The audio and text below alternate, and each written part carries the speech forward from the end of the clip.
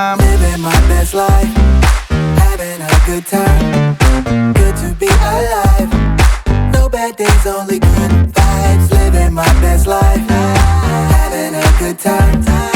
Good to be alive. No bad days, only good vibes. Cowtown 2024, Fort Worth, Texas. February 25th, 2024, I competed in my first ever marathon, 26.2 miles. And competed would be a loose term. A little over a year ago, I had the goal to run a marathon in the year 2023. I signed up for a half marathon, which was the Cowtown in Fort Worth, and I started training. I got really sick, then training plummeted, and then ran the half marathon and thought I was gonna die. After that, I decided my goal to run a marathon last year, that was not a good goal to have. And so I just kind of put it to the side. In November of 2023, my wife competed in her first ever Ironman and killed it. While she was training, I got really encouraged and inspired to look at my goal again to compete in a marathon. So in October, just before her race, I signed up for a marathon. Started training in October, signed up for a plan on my phone that just gave me runs that I should do, and started doing it. Maddie's, my wife's mom, came and she got a hotel room and she kept the kids, which was clutch because we would not have slept or been able to function if we didn't have somebody else that could watch the kids while we did that. Because I also forgot to mention, my wife decided to run the half a week before and PR'd in it too. So that's just how good of shape she's in. We got there about an hour early, but it felt like waiting around was taking hours and hours, but really we hadn't been there that long. We did our warm-up. We said our goodbyes because she was in the faster corral and I was to the back. I didn't really know what to expect for my race. On average, it takes people about 4.5 hours to finish their first marathon. That's a statistic I heard. I don't know if that's true, honestly. But I assumed it would take me somewhere between 5.5 hours and 6 hours based on my training and how I did on that. A couple days before, or day before, Maddie and I were talking and just kind of going over the game plan. I'd learned so much about nutrition and I knew what I wanted to do. For training, all of it was great. I loved what I did. So I was talking to her and I told her that, about every 4 miles I was going to take a gel. And she suggested I would do something every 2 miles, maybe even switch out with Cliff Blocks or something like that. Cliff Block, then gel, block, gel, every 2 miles. And I said, yeah, honestly, maybe I should. And I made the mistake. I made the mistake of doing something new on race day. It's a slow start. So they fire the gun, 7 a.m., first group goes out. Really the way it played out is by the time we walked up to the front, it was time for us to start. And so there's just this electricity, everybody around me is just excited and everybody's smiling, feels good, domino effect. You're walking up and then you see the people start jogging and start moving, and then gets to you and you start moving, and then there's the music is pumping, people are shooting confetti cannons, just having a good time, and it's just so exciting. What tends to happen is the adrenaline's going and you're just pumping, not paying attention to your pace, and then you end up running the fastest mile you've ever run in your life. That actually happened last year when I did the half. So I just remember okay, I'm gonna go with what feels comfortable. I'm not gonna go too fast, and just watching my pace on my watch. At mile 2, I took my first Cliff Block, and then get to mile 4, feeling really good, and take my first gel, and everything's feeling really good, and just running.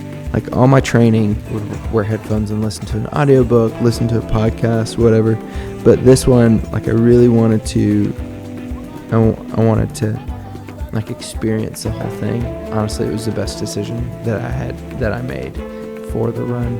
I just remember, like, running on the course, and I'd get to parts where I bonked last year when I ran the half, and I felt so good. Mile 6, take my second block. Mile 8, take my second gel. And about this time, I start to feel a little weird.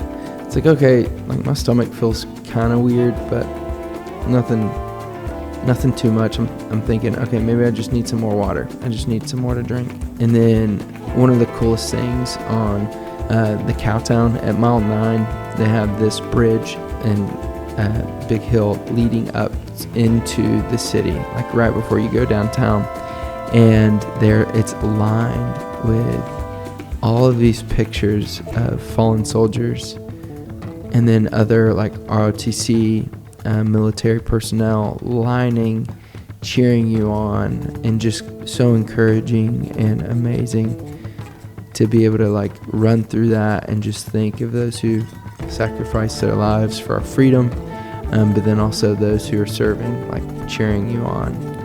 And it's just a cool moment. And then, like, this large group of people holding American flags, and then past mile 9, almost to mile 10, and my kids are there with my mother-in-law on the side of the road. They did not see me at first. I think it's because I was wearing a hat, and I think they were confused. They didn't know what was happening. Then I hit mile 10, and I take my third cliff block, and I start feeling it a lot more in my stomach, thinking something's not right. Like, my stomach does not feel good. And at that point, I was like, okay, I need water. Like, I tried to take a sip of, like, Gatorade, and I was like, I can't, like, almost like there's too much sugar, and, like, it felt like it was coming up, like, as if I was gonna puke. And I was like, this is not good. That's not how it's supposed to feel. And so at mile 11, we split off between the half and then the full and the ultra runners. And also at that point, I just remember thinking, or, like, as I went left and everybody else went right, just feeling isolated and alone, and then hitting these long stretches where I'm just in the sun. It is so hot, and it's quiet, and I'm just trying to, like, keep going and try to find motivation to continue to run and not walk. And then also trying to manage my stomach. Like, it just continued to, like, not feel well, and, like, something was coming. And from that point on, thinking, okay, forget the nutrition. Like, I'm not taking anything else for a while. Like, I'm gonna push it maybe to mile 18, and I'm just gonna take in water from here on out. I still struggled, but I just remember, like, if I just keep moving forward, then I can make it. Around mile 17 or almost to 18, I'm carrying my phone, and I look down, and Maddie texts me, and she's like, just so you know, prepare yourself, because miles 18 through 20 are going to be the most mentally challenging miles you will face. As soon as I hit 18, I started to think, okay, like, my legs are getting tired. There's a lot more hills here. I'm lonely. Like, there's nobody here. It's hot, but really, like, it was a mental test. I knew that, like, if I gave up, or if I, like, slowed down and started walking, then I would continue to choose to do that. So as slow as it was, like, I just continued to push forward. Maddie texts me, and she says, hey, we're up ahead. We're trying to get to mile 20, but we'll see you in a little bit once you get there. I hit mile 20, and I just come up to this big neighborhood block party. like literally all of these neighbors around are just throwing this huge party for the marathon. There's these balloon arch and the like number 20 and balloons, and like they're just having a good time. And I just remember seeing that and thinking, wow, this is so much fun. Like that's so awesome that they would do that. And it just kind of lifted me and carried me. About 20 and a half, at about mile 20 and a half, Maddie found me, and she ran the next half mile with me. Like, we just talked, and she's just encouraging me and pushing me forward. And then at mile 21, the kids are there, so I get to see them again, give them a kiss. And so, like, that was just such a breakthrough, especially at 20, but then also to like see them and knowing I only have 6 miles left, or I only have 5 miles left once I get to mile 21. I got to a point where I told myself, okay, each time I hit a mile, I'm gonna walk a quarter of a mile. And so that's just what I did. Like, I walked a quarter of a mile each mile from there on out, and was in the sun a lot. And then hit mile 25 and think, okay, like, I'm almost there. I start to hear the crowd cheering, not because of me, but because of the runners in the race, just cheering people on. And something about it, like being able to hear them. And up ahead, I see probably 10, 12 firefighters in full gear walking towards the finish line, and just thinking, like, that's one of the most amazing things I've seen, like how they would compete in the heat with all of that gear.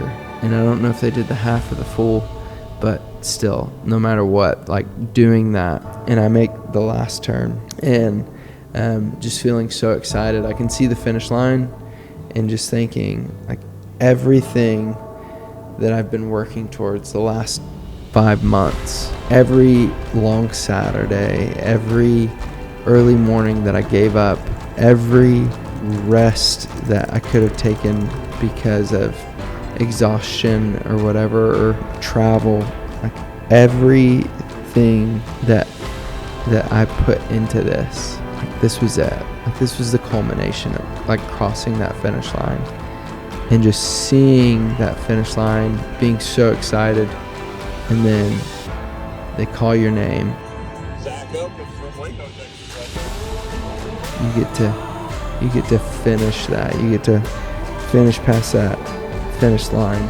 And I just remember thinking, wow, I can't believe I just did that. I can't believe I just ran for that long, for that many miles, but also for that long a time. My official time was 5 hours, 46 minutes, and 19 seconds.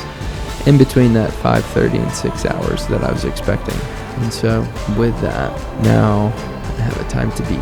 After finishing, I just remember feeling so good, and like, not like I was about to pass out or fall over, but just thinking, I want to keep going. Like, maybe not keep running just then, but like, I want to continue to do this, and just being on this runner's high. And ever since then, like, continuing to feel that. I've run still since then and been working out, and there was something about it that just kind of gave me another boost to keep going and not let that be the end, but really just the beginning of it all. And so, thanks for watching. Thanks for all those who supported and helped me, the people who went on the long runs with me, Carl, Riley, the encouragement that I got from people in the office, from all my friends, but also Maddie. Honestly, could not have finished that without you, without the kids, and without the family. So, thanks.